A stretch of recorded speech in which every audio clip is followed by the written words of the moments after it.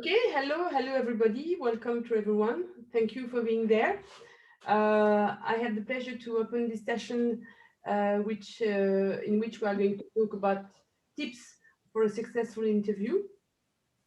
I'm very pleased to introduce the session as the founder and president of Voxfemina, an association which we created a bit more than 10 years ago to enhance the visibility of female experts in the media. We have been working on these tips for a number of years now, and I won't say anything because this will be the purpose of today's session. The only thing that I wanted to say is maybe the most useful thing that I learned about tips for a successful media interview was when I gave my first radio interview. I had never done that before, so I was a bit anxious. I didn't know exactly how to approach it, and someone who is actually also a member of Voxfemina told me there is only one thing to do. You have to think in advance about your message and deliver your message, whatever, you know. And I think that was the most useful tip. Because I had thought about the message in advance, you know, just the 3 bullet points. And it was not easy not to pay too much attention to the questions of the journalist, but I was able to get the message in the end, and I thought it was very, very useful. So my message is think in advance about the message you want to deliver, stick to that message, and be consistent in whatever you have to say, you know, because this is the way to really be engage people with you.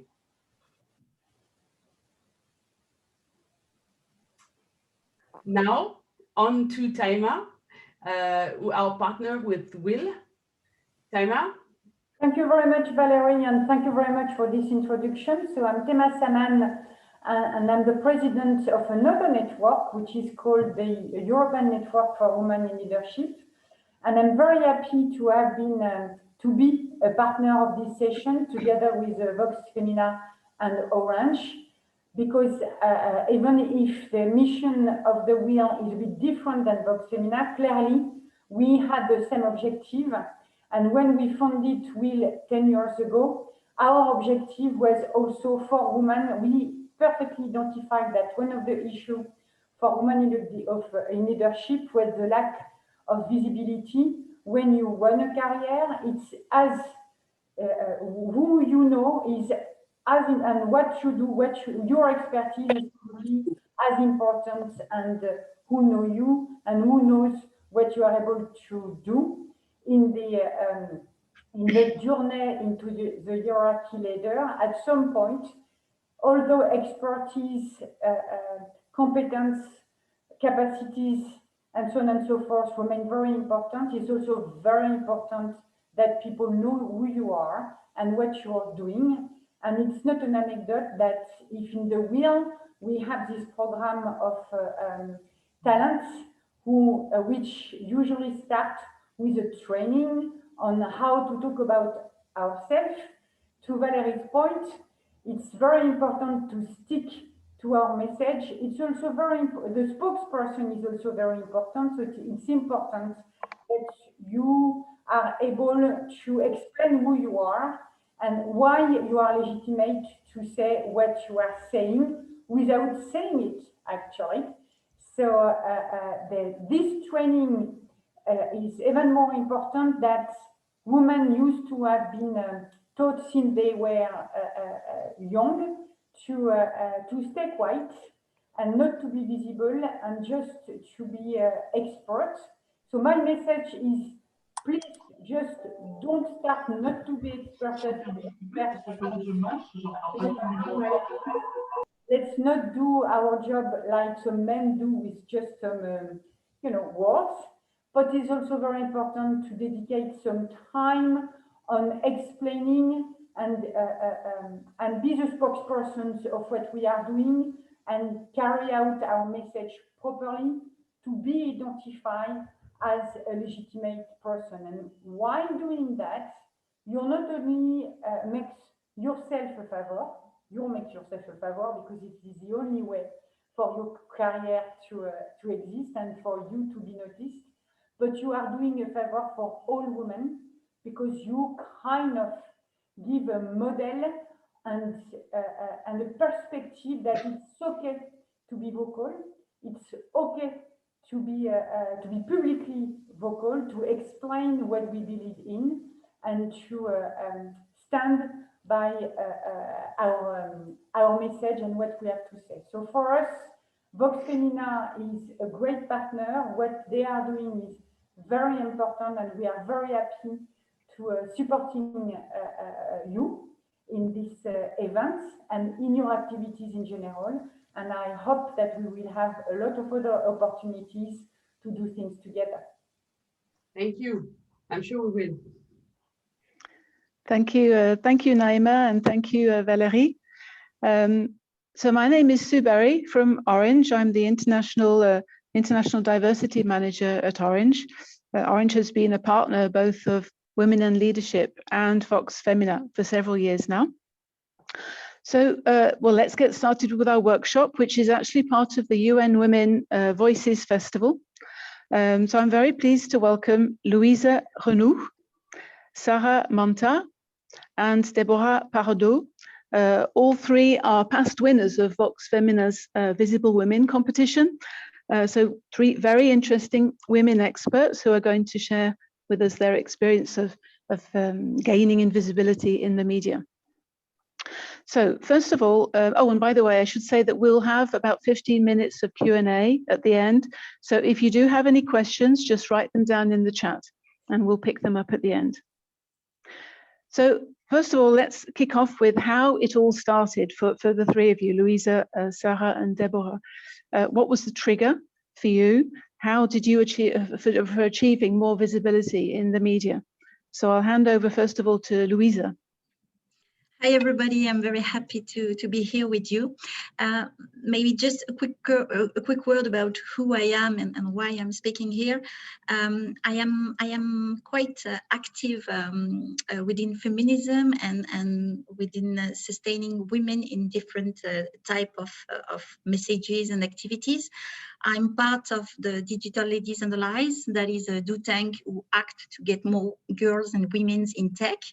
I'm part also of a network to enhance leadership women within the insurance sector, Parité Assurance, and I'm president of Women Health Climate, that is dealing with trying to get this message that looks simple, but that was not that simple in 2015 within the Paris Agreement, that women and girls are the first victim of the climate change and its impact, basically. So I needed the social network, the media, especially to communicate on my actions for my NGOs and to deliver my messages and to get audience and workshops and to have the capacity, after all, to have conference in many places in the world to share my message and to have more supporters amongst my NGOs. Thank you, Louisa. How about you, Sarah? Thank you, Sue. Hi, everyone. Thank you very much for this opportunity of sharing ideas and tips together.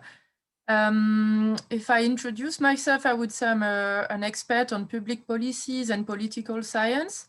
I'm currently working as an advisor, as a civil agent for the French state.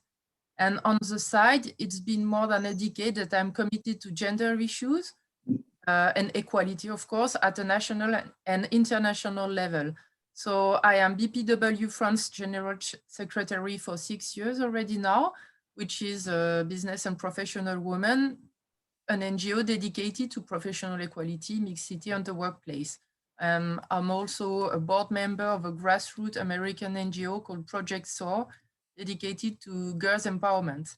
And I know some of you, thanks to the Voxfemina competition that took place years ago. So how did I achieve more visibility in the media?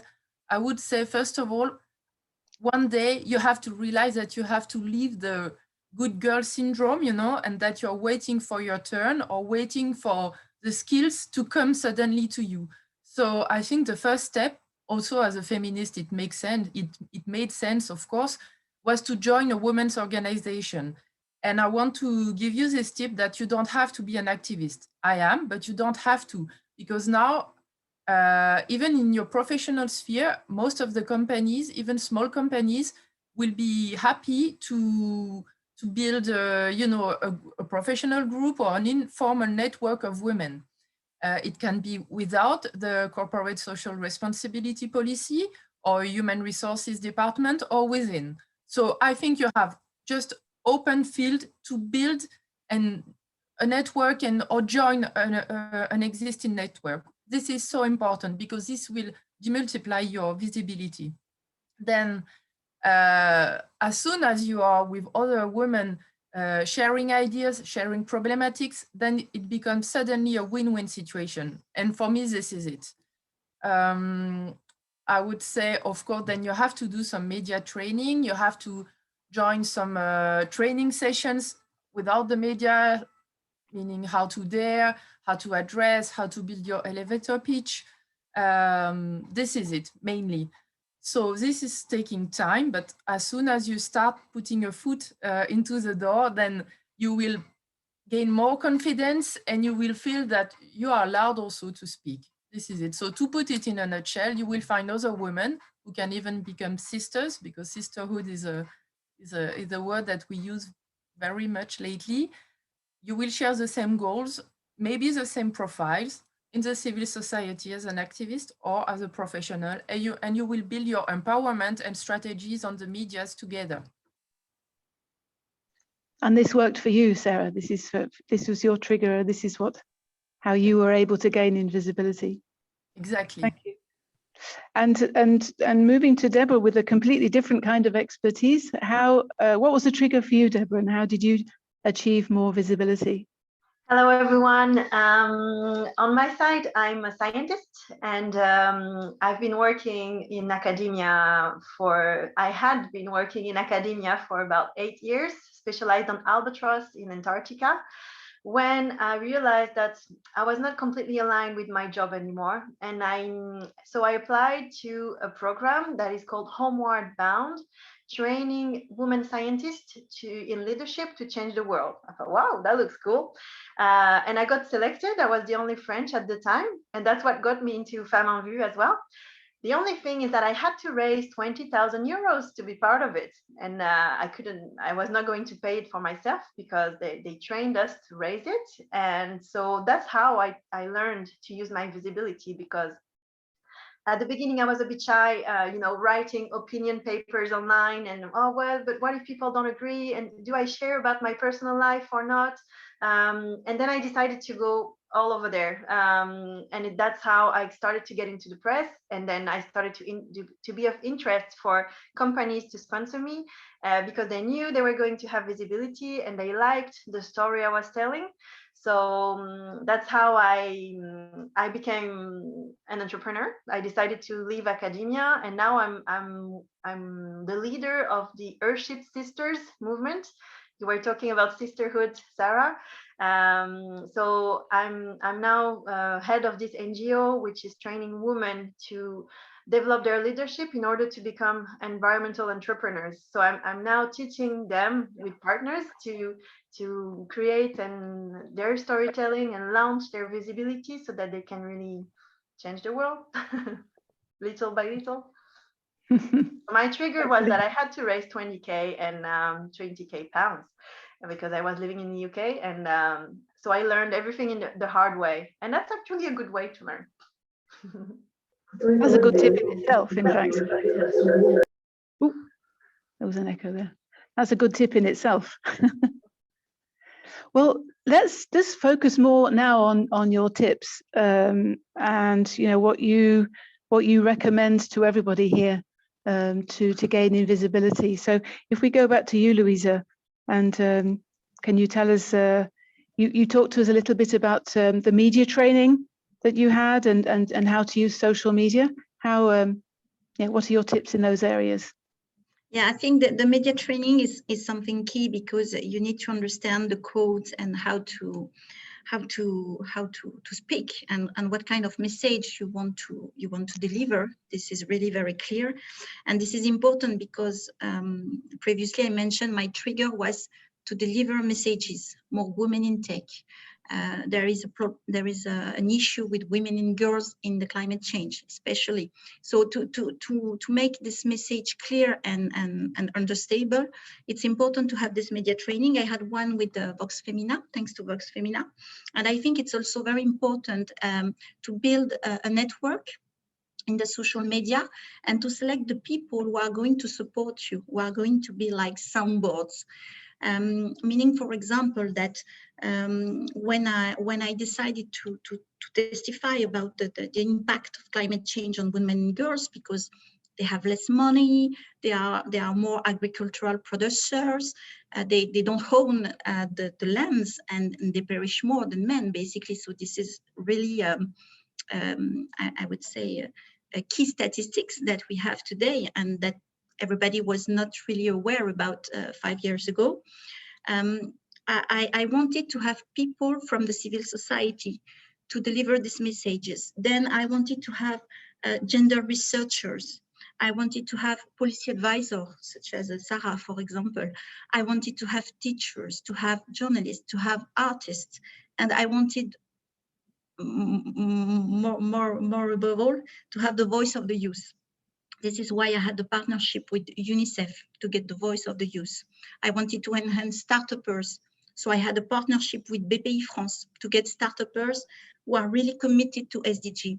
So my tip is that every time you need to enhance and to get additional points in your message, your initial message, is to get this network and to select the people who have also influence and capacities to communicate on the same social media that you use. So basically for me, it's a lot of Twitter, but also sometimes LinkedIn and Facebook, and to help you to really get more sounds, more visibility on the message you deliver.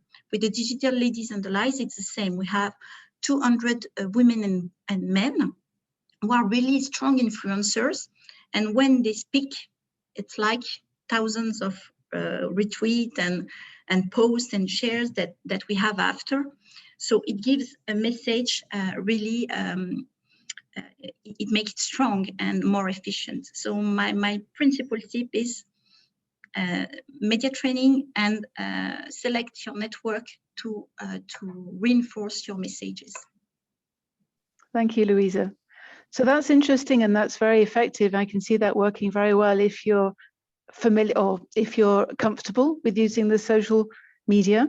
But what if you're a reluctant social media user? And perhaps Sarah, you can talk to us a little bit about how to achieve visibility if you're not so comfortable with the social media. Thank you, Sue. Yes, that's true. I want to underline that it's possible for people like me who are not really comfortable with so-called self-marketing, marketing de soi, to promote your visibility. I must say, I don't have Facebook anymore. I closed my account many years ago. I'm not on Twitter because this is too much headache for me to handle. I'm not an IT girl or whatever. I focus only on LinkedIn. And I must say, it can be successful if you just focus on one media. And going back to what I referred to previously, if you have networks, if you have groups, collective, informal, formal, professional, activists, then whatever you post on LinkedIn or the media you will choose will be demultiplied with these partners and colleagues and friends and activists or colleagues. So I must say I succeeded in having a good visibility, and I gained confidence time after time while focusing, just like Louisa said, on clear messages, and while not being afraid to repeat, just like said Deborah, don't be afraid to be kind of all over the place, because after all, it's your expertise. And this is the pure essence of what advocacy and lobbying is. You don't have to be afraid of this. So dedicate just 5 minutes of your time every day on LinkedIn, my case, and you will very quickly increase even more network, be up to date with what's going on, people will see that you also bring stuff to think about, or invitation, ideas, job posting, and this will increase your sphere of influence. I want to bring another tip that is important for me, since I'm working also in the international sphere and also in the so-called countries of the South, that you have to pay attention of the media they are using if you want to reach them or to include them. For instance, in some of the southern countries, LinkedIn is not really overall used, not like for us. So in that case, you try to arrange with your partners or within your organization that you have someone who will demultiply what is your main communication on YouTube or Facebook. This is possible. You can focus on one media and then you make it reachable to where your audience is on other medias. What I wanted to say also is, of course, you have to belong to a roster of female experts, either from your country or from your field of expertise. The lack of female experts in conferences, medias, is now very commonly acknowledged, and you must find the database that will suit your profile. Actually, this is also what is doing Femina, which is wonderful. You will find your profile. And then, of course, try to, within your lobbying, within your professional background or whatever you are doing, try to build partnership outside of your organization, because then it becomes again a win-win situation. If you have partners from the civil society, from the private sector, who are engaged with you in a project, of course, as soon as they communicate on your common goal, then they will communicate about you. And when you communicate about them, about what you're doing, you also imply them. So it's a win-win situation, and it's really powerful. Thank you, Sarah. That's very convincing. They're excellent tips. Thank you. And what about you, Deborah? How did you, I mean, what are your tips for raising 20K, for example? What are your best tips? Microphone. Deborah, microphone, yeah. So as I told you just before, it all started with my decision. Do I agree with myself to say things about me, about my storytelling that includes, you know, some personal information that might interest people? And that's how I became some kind of an activist also on, okay, I'm a mom, okay, I'm a scientist, okay, I can be an entrepreneur, okay, it's hard, but I can do it. And when I succeed, people have seen, people who are following my stories, they've seen the hardship before it. And so it makes it even stronger. So I would say that the thing is also, so make the decision with yourself, with your close ones, about what you agree to deliver to the public or not. That's the first tip. The second tip was to kind of create some personal branding, although you might like it or not, but if you stay consistent to the message you want to tell about yourself. And for me, it was the young French woman who wants to save the planet. And it's been like this in the press for 5 years now, and it's still the same. And I keep going further and further into the deepest action for this. And that's how people know me, and that's how I like to be known. And that's what makes clients for conferences, for sponsorship with my NGO. That's thanks to that is coming now. And I have another tip I wanted to give you is also don't hesitate to write opinion stuff, to tell what you think about the news, about something, and because it will generate movement on your social media, and people will like it or not. And if you stay authentic and aligned with your personal brand, the personal branding you want to have, the way you want people to see you from the outside, even if people disagree with you, then you can constructively discuss and debate in public. And it's actually quite strong to develop your own leadership skills. So that's 3 of my tips. I would say also something that you told me during Voxfemina. You don't have to answer a question you don't want to answer. It's not because you have a kind of powerful journalist in front of you that you actually have to say something you don't want to say. And this is totally fine. And it's also because you have experience coming and going that you learned what you should have done differently. And I remember my partner, telling me, listening to my first radio interview in the UK, he was saying, "Oh, you speak so fast and you're so excited that you keep cutting the person who is interviewing you." And I was like, "Well, I know. And but actually, it's part of my branding. It's because I'm so enthusiastic that I don't know, it's me, I can't help it. So I don't actually listen to all the media tips that have been given. I like to develop my own personality, and it's fine. So just assume, not assume, that's in French. Just be confident. Be yourself. Yeah, be yourself. Be yourself.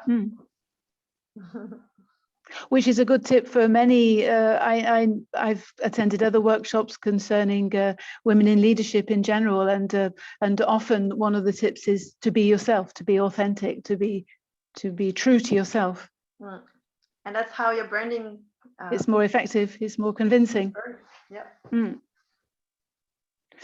Okay. Well, now we're going to talk about commitments and what has been your commitment in the past, or what is a future commitment that you want to share with us, particularly obviously concerning visibility.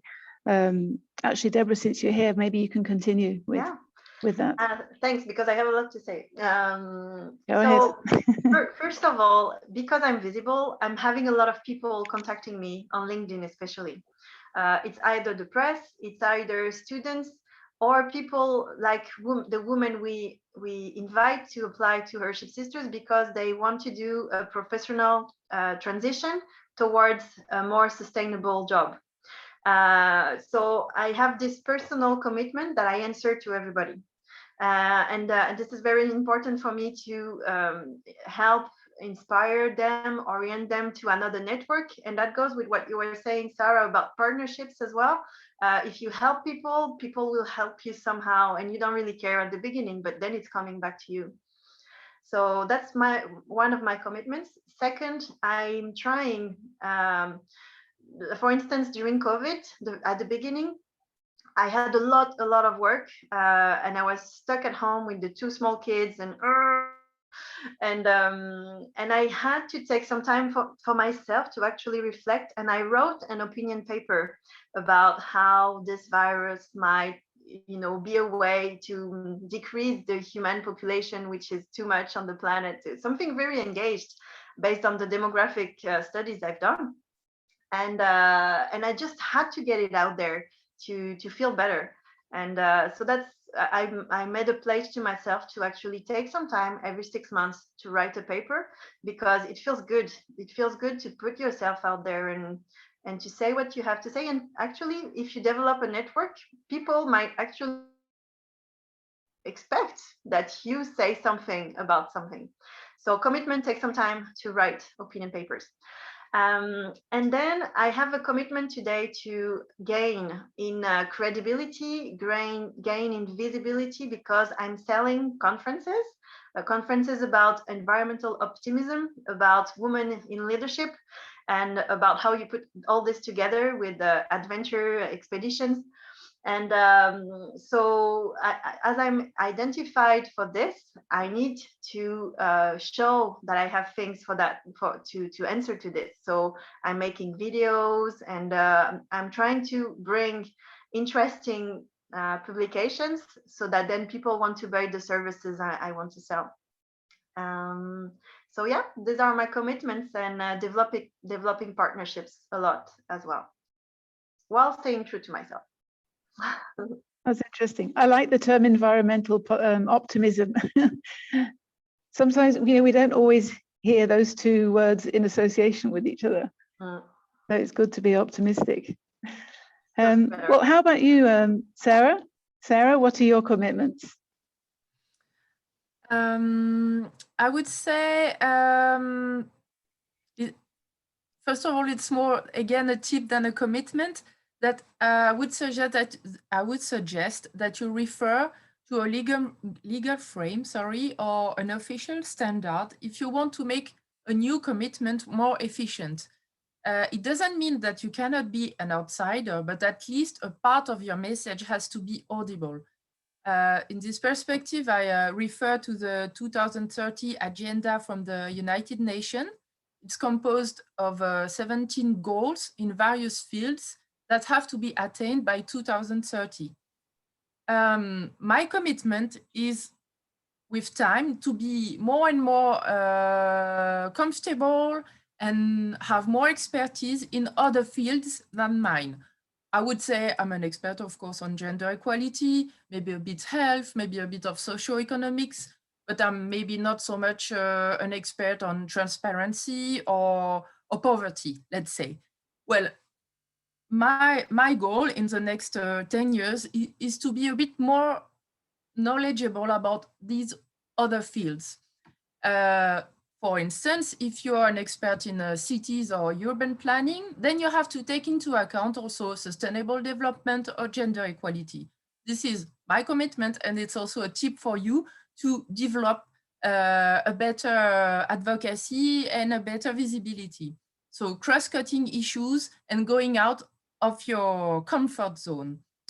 In this perspective, I have been, for let's say, in the last year, collaborating with Louisa on this guide when she invited me to contribute, and it was my field, but I had to take a lot of personal time to work more on health or climate. This is an example. Once again, I'm also committed to going a bit more out of my comfort zone within the private sector. Of course, as a BPW General Secretary, I'm already working a lot with the private sector, with my real job too. But when it's coming to gender issues and private sector, you know that you have a lot of standards applying, you have a lot of trends within the corporate social responsibility. It's a bit less my comfort zone. So in the last years, I've been trying to do more in this field. It's not always easy, but I think now it paid good results. And once again, what I referred to as a legal frame previously, I think is really going in this direction, because the G7, the last one in France, produced what they call the Biarritz Partnership, which is a commitment of the private sector to gender equality and so ever. So I think both going out of your comfort zone and referring to a legal reference or frame is important. And it's rewarding, it's proving good results. And lately, my last point is that, so I had the honor of being invited to join the board member of this amazing NGO called Project SOAR, an American NGO dedicated to girl empowerment. And so it's working in Syria, Morocco, and Uganda, which I don't know so much, but I'm committed to take a lot of my time to build good strategies with them. Taking more and more opportunities perhaps creates opportunities as well to get involved in other things. Exactly. Thank you, Sarah. And Louisa, then, what are your commitments? My commitment is really linked to the COVID crisis we just still in, I would say, because women's really lack of visibility during this period, and I think there is really a progress that we need to recover now, because we have seen that in the media there were less and less women speaking than before. So my priority is to try to organize and to get more visibility for women's, whether it's through white paper, whether it's through conferences. And I think also that some topics were less, it was less easy to speak about some topics regarding the social issues that we had with COVID crisis. For example, climate and women was not that easy to speak about, because we were really focused on social issues. So to me, what is really important is to still focus and get more visibility for women and girls also, because I'm really convinced that working with youth is really something that is important to have this intergenerational dialogue within women's, but also within allies, men that are supporting us. And I would say that yes, my next actions will be to give more voices to the network, to the young women's I have whenever it's about climate, it's about digital tech, or just leadership within companies. Thank you, Louisa. So we have some time now for Q&A. We wanted to leave plenty of time actually to have a discussion amongst us all. I didn't see any questions in the chat. Just some very interesting, a link from Deborah and some information on the 2030 United Nations agenda from Sarah. So if you have a question, now is your time, and you can just go ahead and ask it. No need to write it down in the chat now. We can just exchange live, as it were. Any questions?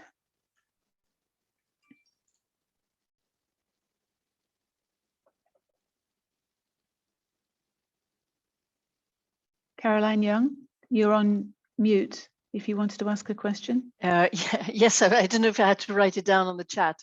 No, just hello, go ahead. everyone. Okay. One of your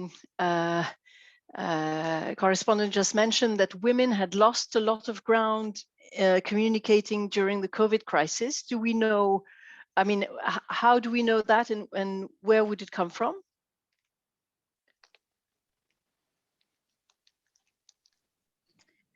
There were, Louisa speaking, there were several studies. I think one is from the BCG, Boston Consulting Group, about it. And also there were many feedbacks in the medias regarding the fact that when we had experts speaking about COVID or health or whatever during the last months, it was men and not women. So right, really had this this point that we never see women as experts. Meanwhile, we know that there are women's experts in every field. So it's and further we have also noticed that as women were more let's say coming back, it's not a bad way to take it, but coming back home and taking care about the kids and the home instead of working as usual. There is this also this impact that those women were used to have the ability to give their point of view, to speak up, etc., were not capable to do it anymore. So it was I will find out the study and no, but it's comprehensible. Thank you very much.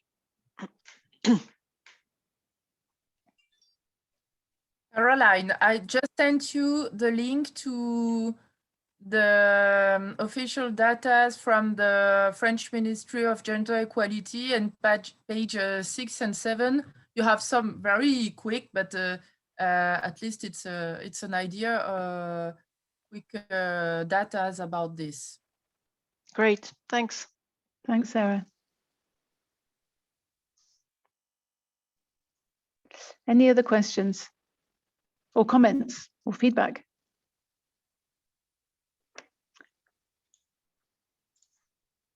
You're on mute, Gabrielle. You're on mute. We can't hear you anyway. No, yeah, we still can't hear you.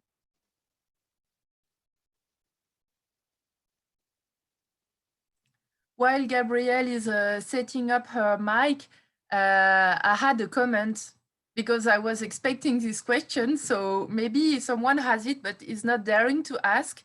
What about men, allies or not, within the companies or within activities? What do you think about that? And all the, not without them or 50-50 initiatives.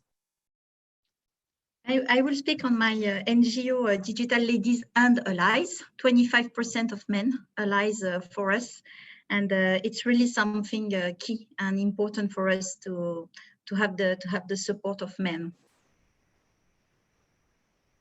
Yes, thanks, Louisa. I was going to say about the same.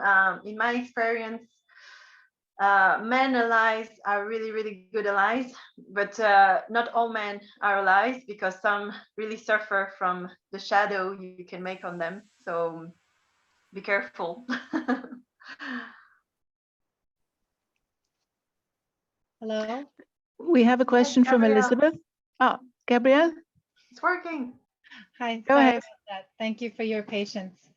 Thank you all for your Thank you all for your presentations.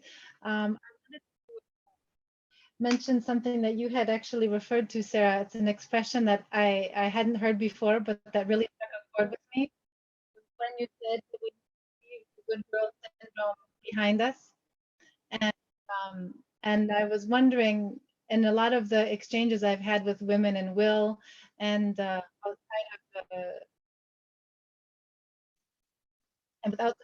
outside of this network also, we seem to be struggling with this notion of the girl syndrome of needing to where did we lose our confidence? How can we sort of take it back? When, I remember feeling very confident up until about the age of about 10, and then I don't know what happened, and needing to kind of stay, listen, do what I'm told, be very, very kind of structured in my social media. We really need to be more vocal. We need to be putting ourselves out there, and I'm wondering, because the question really to all the women on the panel, where do you think this comes from? I mean, it's sort of societal and most part, but how can we kind of free ourselves up from this syndrome to really kind of reclaim confidence in ourselves maybe we had as girl children, and then use that energy to move forward in our career? You were breaking up a little bit there, Gabrielle, but did everyone catch the question? Yeah. Of how we can address the common issue of, as girls, losing confidence at as we reach teenage age? Maybe, Gabrielle, I will give you my opinion. To me, my commitment to the and my activism for women in tech and for the climate issue for women and girls is really strong. I'm really convinced about it. So for me, it's natural to go ahead and to speak up about it, even if it's not that easy every day. And what really motives me is the youth. The younger women, the young girl and boys that I've met within UNICEF, for example, but not only, and they give me the motivation to go ahead and to support them and to make climate march with them and to go ahead. So to me, this is really about the convictions that we want to share and the messages we want to share all together.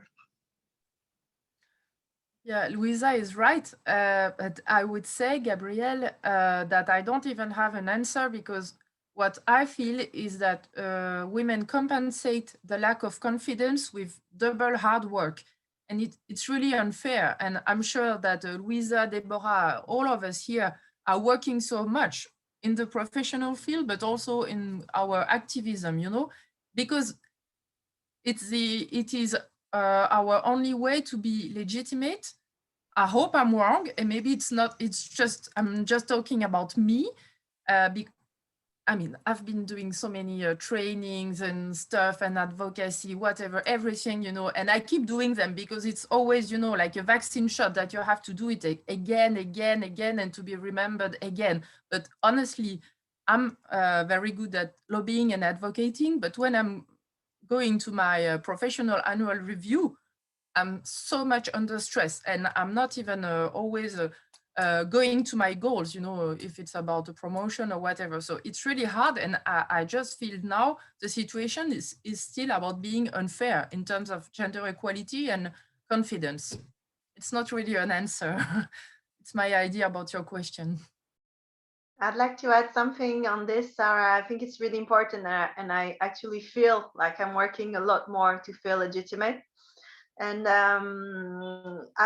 since I'm accompanying women now to become entrepreneurs, I can really see how much they lose time and energy feeling they're not good enough, instead of just going out there and say they will do it, you know, like where men would do it anyway, and they wait to be ready to be perfect, which is not going to happen, and they will lose 1 year. And so it's super annoying, and I'm trying to make them shift this state of mind, because it doesn't help them. It doesn't help anybody, actually. I may add something there. I think it's very important what you're just saying all. And at Voxfemina, we have one motto, it's learning by doing. You know, that's which addresses just that. We do have another question, so I'm just going to keep going with the questions from Elizabeth. What is the most impactful media communication from your experience? Is it blogging, getting press articles, contributing articles to, to the press, being active on the social media? Overall, what is the most impactful media communication? I would say, if I may start to answer, I would say you can't really know until you try everything. I've done a lot of small interviews for small local journals, and some have actually no impact at all. And some start a snowball effect that you couldn't predict, because the timing is right and the person, the way, the angle they took. So, but it doesn't depend on you, actually. Otherwise, I would say blogging on LinkedIn regularly, so that it doesn't take too much time. It could be really good as well, and videos, if it's still the quick videos. Yeah. Make videos to post on LinkedIn, especially. Yeah, or Instagram now, even professionally, Instagram is becoming more. Okay. Yeah, it goes on top of my head, but. How about you, Louisa? I think having articles in dedicated medias, and regarding also the agenda. For example, if we talk about a UN meeting at New York within March, which is the usual annual meeting for CSW, this is key to have an article or expert press that cover your event or your message. Then I would say also I really like Twitter. So I think Twitter is also, of course, it's instantaneous, but it's very, very efficient also to push some of the messages that you want to have, especially promote an event or the publication of a paper or whatever. I think it's also something that can be very efficient, especially if you have your influencer network that helps you to get your message stronger. And if I may add something, it's hard to, because we talk about women's subjects, we are in the women's press, and at the same time, it's really annoying to be, when you want to be a speaker somewhere, you are the woman event, the woman side of the event, talking only to women. In the press, you're only in the Femina and the women stuff. I find it annoying sometimes to be categorized in this, instead of being in the general stuff, women and 50% of the population, even more. So we should be in the national, for everybody, media, instead of being only in women stuff. Although sometimes, if the target you want to have, and this is the tip I forgot to tell you, when you have a spotlight from the press, any kind of visibility, always finish by a key message you want to send. And like raising money, or follow me on Twitter, or come and apply to Worship Sisters because it's the deadline in 2 weeks. Always finish with a message, because it gives people traction to come back to you. But yeah, I wanted to raise this thing about specialized women's press and women's stuff that might not be always good for us. And Sarah, you highlighted the importance of identifying your audience and using the media that best addresses your audience. So all the social media you were saying. Yes, exactly. Just like Deborah said, it happened to me many times to agree to give an interview or be a panelist for a conference in other countries where they have other habits than us.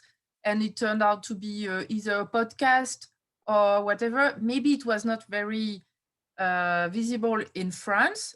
And it's okay. I have no regrets at all, but in this country, it was very efficient and appreciated. And sometimes, you know, like, for instance, I had several podcasts on gender and climate change with Minister of Foreign Affairs in Morocco. And then after, you don't know how it comes out from internet, and then someone is asking you for something else. So sometimes, you know, it's a Sunday and you feel like, oh no, I don't want to do this after all. I shouldn't have said yes. And it's at the end, you're happy, your partners are happy, and it might bring back to you something later, payback in return. But just like Louisa said, I think your passion is your first trigger. So you are not doing it first because it's bringing back to you, but you're doing it first because you have to, it's inside you, but then it can pay also. And yes, to answer this question, I would say sometimes, it doesn't have to be every time, but sometimes I think it's good to think about one or two guests if you are building events or writing a written contribution, to have someone high level. It doesn't have to be, you know, an obsession. But for instance, with BPW, we are currently lobbying in favor of the extension of the law regarding women quotas in big companies, women on board. And we would like to extend this law in COMEX. So it's good, just like Louisa said, if our UN event, or even a small event, you know, that if we can invite maybe a parliamentary or someone who will then show a good example, show good practice from a company, even though you know yourself that they could do more, much better, you know that they are kind of making it up, you know, but it's good to invite them and that they will promote their good practice, and it will just, like Deborah said, build a snowball effect.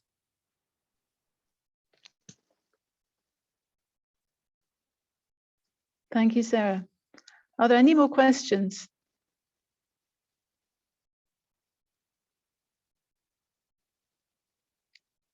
Or comments or feedback? This was really inspiring. Well, we still have 5 minutes, so maybe, you know, a last word from you know, of sort of one, and you have about 1.5 minutes each. If you'd like to, if you can think of any last, yeah, how would you close? How would you? What are your key takeaways for us?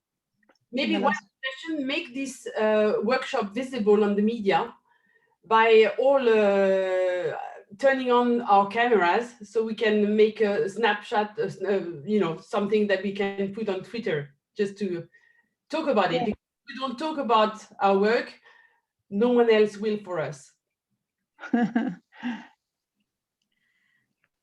On my side, I would say network. So I'm thinking about my next publication on women, health and climate, and I think about Deborah Pardo next testimony for my book. I hope so. I think it's important to meet women's experts, to share and to try to build every time we can something with them. I think it's the way to grow and to have more visibility also,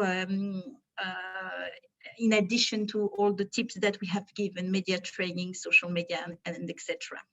I think that the sisterhood is really something key also. Good tip. Yes, good comment. How about you, Sarah? Last word from Sarah. Last word.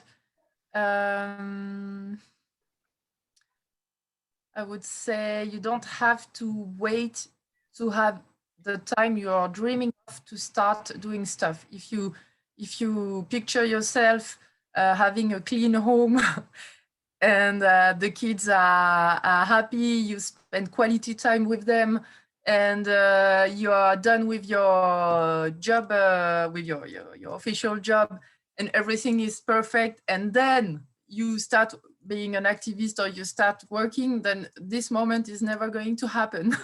So I won't turn my screen, but it can be a mess. Maybe you haven't eaten, maybe you will skip some stuff, but at the end, it's a lot of excitement and pleasure. You don't have to be perfect to start doing it.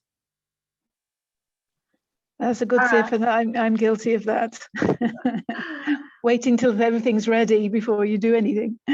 Go ahead, Deborah. That was my last comment as well. Don't be hard on yourself. I mean, we have enough things to do. We don't need to add more weight on our shoulders, or more, saying, oh, I'm not good enough, or I shouldn't say that, or do I look pretty enough, or we don't care. We don't care. Just go out there. Just go out there and say what you have to say, and learn by doing. Yeah. So learn by doing. The kids will be happy if you're happy. Well, thank you so much, Louisa, Sarah, Deborah. This was really inspiring. I hope everybody else found it as interesting, as inspiring as I did. So, well, it brings us to the end of our workshop. So just want to say thank you to everybody, and thank you for joining us, and goodbye.